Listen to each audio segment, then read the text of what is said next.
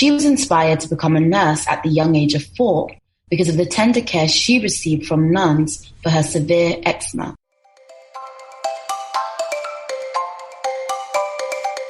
Hello and welcome to Represented Podcast, storybooks and more for African kids.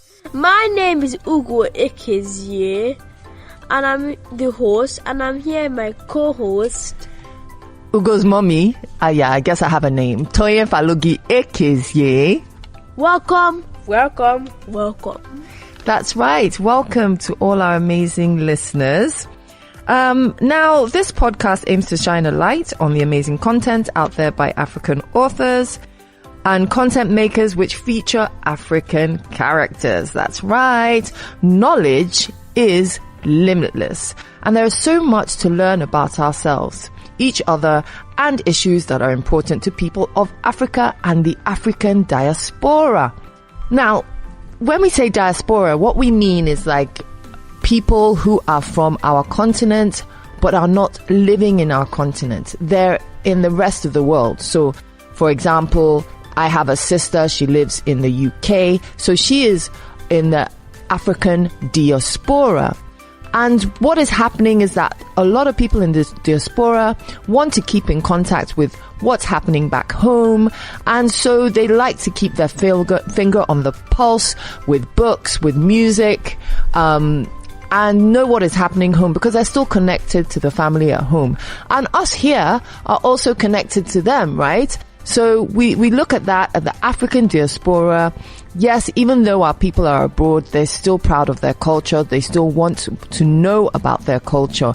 And books can help them do that. With that said, that gives a clue about the topic of our guest author's book. Now, Anu Adebogun is a British-Nigerian author, educator, researcher, and award-winning youth advocate. Anu is purposeful about amplifying the voices of girls and women, championing student well-being, and taking action against all forms of gender-based violence. Recognized by the Universal Peace Federation UK for her work, Anu has campaigned and partnered with leading UK national organisations to deliver sessions to thousands of young people to promote their safety, well-being, and access to education. She is a trustee and advisory board member of several charities and community projects serving young people of minority backgrounds.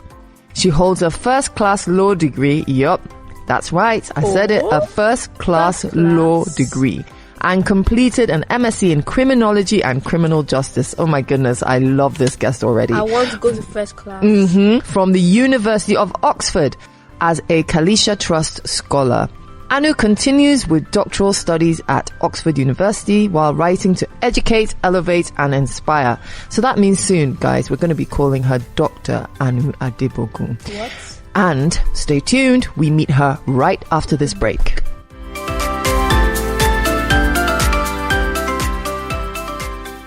I'm Toyin Falogi Ekezie, and if you're enjoying this episode of Represented Podcast Storybooks and More for African Kids, brought to you by Simone's Oasis and Africa Business Radio, why not listen to our other podcast, Special Moms Africa? Real talk on special needs parenting. Don't forget to put on your notifications, like, and enjoy.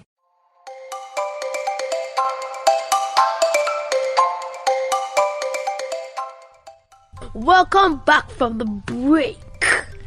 And who's our guest today? Anu Atiwe. Almost.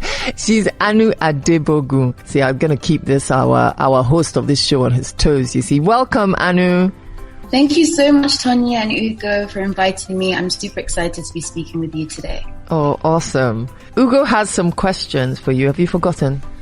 Miss Anu Adebogun, when did you make this book of 30 Sheores who shook Britain? Okay, thank you for that question, Ugo. The book came out in November 2021, so it came out last year, but it's been in the making for a couple years. So I first got the idea while I was back in uni in 2017. So it's been a while in the making, but it launched last year. So actually, November 2021. But what's the number of it? November, like 10th, something like that. Oh, the actual day? It was the 21st of November, 2021. So, you know why 10 days from my birthday. 10 days from my birthday. Oh, exciting. I have a second question for you. How did you get the idea of making this book? Right. So the idea came to me in, I think it was 2017. And one of the reasons why I decided to write this book, because there are a few, but one of the reasons why was that I grew up in the UK. And every year, every October in the UK, we have something called Black History Month.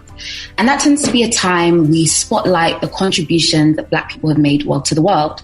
But while I was in primary school and secondary school, I found that every Black History Month, the same people were being brought up. These were Martin Luther King, it was Nelson Mandela, it was Rosa Parks. Now, these are incredible people and people that I drew inspiration from. But as a Black British girl growing up in London, I didn't see that many similarities between myself and Martin Luther King or even Rosa Parks. And I wondered why we weren't hearing about Black women in the UK, in London, that were making incredible contributions to Britain and the world. And so the idea came to create a resource, an interesting resource, a colorful resource, but also an informative resource that raises awareness about the contributions Black women have made to Britain and beyond. And I also wanted a resource that covers women in different spheres. So the book covers women that are in sports, like Tessa Sanderson, an Olympic gold medalist, but it also covers women that are in law and government, women that are poets and writers. And that was really, really important to create a resource that shows Black women excelling in lots of different fields, because I didn't have access to that information when I was growing up. And so that's what made me create the book. I think that is really a great reason, because it's so important to see representation in all areas and all industries. But how did you decide on who to put in the book? How did you make that selection? Because it seems to me that it would have been a difficult selection to make. It was such a difficult process to go through, because the more I began to research, and I would go to the Black Cultural Archives and I would read all of these incredible books, the more I realized that the amount of Black women and their contributions to Britain that have gone unrecognized and, just uncelebrated is unbelievable. So it really, really took a lot. And I guess my criteria was looking at women that had made, I guess, significant contributions in my point of view that I hadn't heard anything about. And so often I would, research into the archives. I would look at, for instance, Fanny Eaton, who was a model in the Victorian era. And I don't know about you, but when I was growing up, I had no idea. I didn't even know that Black people existed in the Victorian era. It's crazy to say that, but they talk about, the Victorian era in history, and it's like, where are the Black people? They just don't exist. So I think one of the criteria I had in selecting which women to include in the book were women that were from time periods or periods in history that growing up, I just wasn't even made to understand that Black people were existing in or Britain. Even if they were existing, they were even contributing or playing a part. Exactly. In that. Exactly. So that was definitely one of the criteria. And I think another one was the women that were the first to do whatever it is that they've chosen to do. And I thought it was important to highlight those women because in many ways they've served as trailblazers. Since their time, so many other Black women have contributed to those fields and are now writing and acting and performing and, involved in sports and whatever it is. But I thought it was important to perhaps recognize those that first opened that door and went down that road less traveled. So those are the two key criteria that I used. I think those are really spot on and would have helped you decide. So, listeners, without any further ado, Ugo and our guest Anu Adebogun, who is the author of this wonderful book about to reread, and that is called Black and Brave History: 30 Sheroes Who Shook Britain. So this section, I'm not going to read the whole book. It's quite a good book and it's got quite a number of pages and there's lots to explore. Listen up. Black women and Britain's health service, sisterhood, struggle and hope. The lasting legacy of black women on Britain's healthcare system is one that is not often told. In 1941, during World War II, Adenrele Ademola completed her training as a midwife at the hospital. Only 3 years later, Dr. Irene Igadoro completed her medical studies at Durham University and became Sierra Leone's first female doctor. The National Health Service, NHS, was established on the 5th of July 1948. World War II massively affected public services, and there was a huge shortage of hospital staff. Following the British government's invitation, thousands of black nurses left their home countries to rebuild British hospitals. Since then, black nurses have migrated from across Africa and the Caribbean to work in the NHS, often providing healthcare for those living in deprived inner city areas. There are countless examples of talented and impactful black nurses. Here are just a few. Kofowola Abeni Pratt, Kofowola Abeni Pratt, 1915 to 1992, was among the first black nurses to staff the NHS. She came to Britain in 1946 and trained as nurse despite the many barriers that black women faced in the field. In 1950, she qualified as a state-registered nurse. Later, Kofowola returned to her home country, Nigeria, to build a strong nursing practice there. She set up the first school of nursing in Ibadan.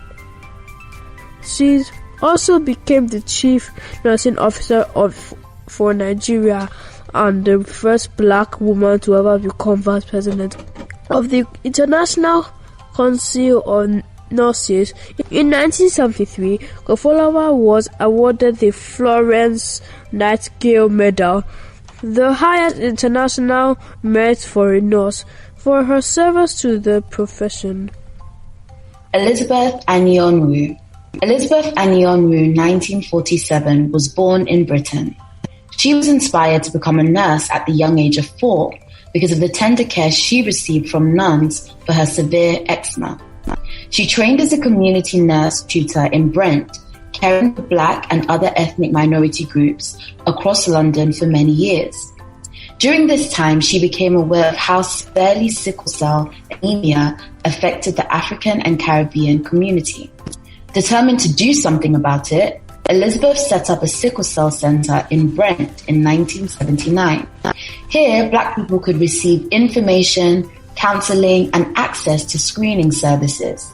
She became Britain's first sickle cell and thalassemia nurse specialist and helped set up Sickle Cell Society.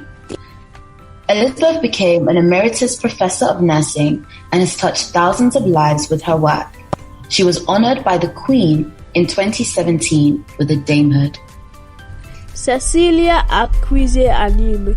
Cecilia Akwize Anim was born in Ghana and first trained as midwife. She moved to Britain in the 1970s where she retained as clinical nurse. Cecilia became the first black person to be elected as the president of the Royal College of Nursing, the largest union of nurses in the world. She has received numerous honorary doctorates.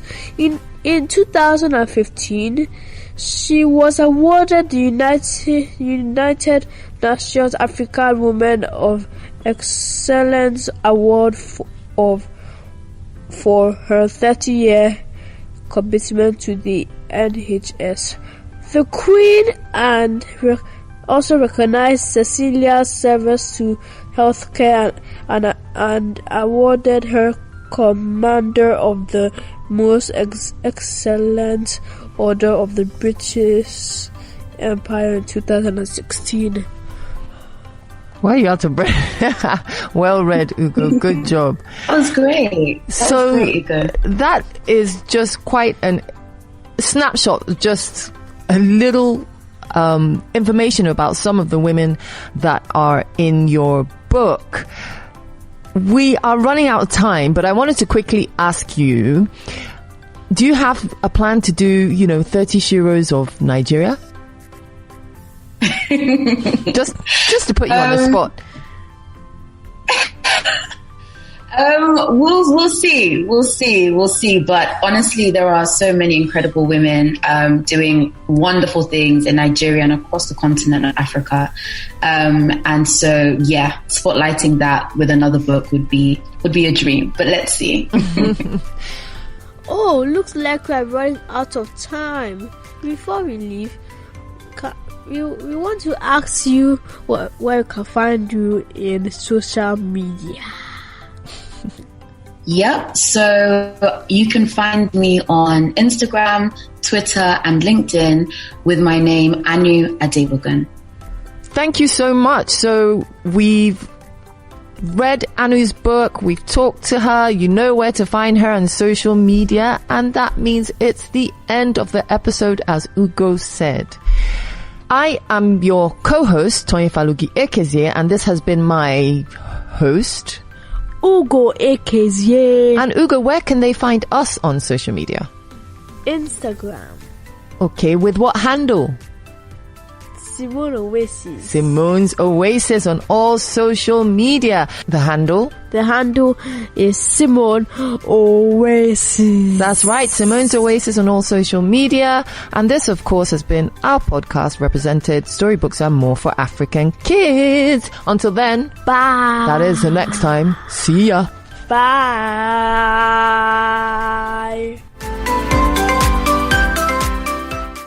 For sponsorship inquiries, you can DM us at Simone's Oasis on social media or send an email to hello@simones-oasis.com.